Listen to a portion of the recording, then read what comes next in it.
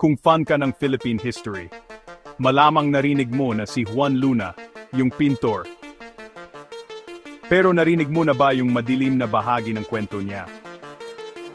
Halika, alamin natin.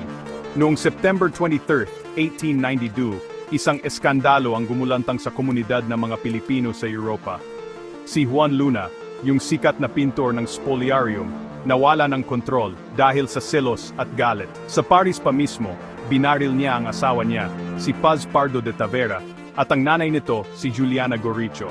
Parehong namatay ang dalawang babae, nag-iwan ng sugat na hindi na talaga naghilom. Heto ang nakakagulat yung pamilya Pardo de Tavera.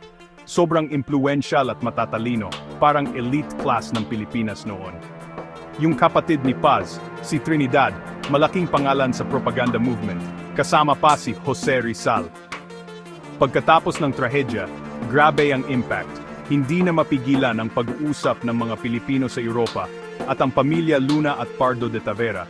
Sobrang layo ng loob. Pero kahit may madilim na pahina, tuloy pa rin ang buhay. Yung anak ni Juan at Paz, si Andres Luna de San Pedro, hindi niya hinayaan na ang trahedya na ito ang maging katapusan niya.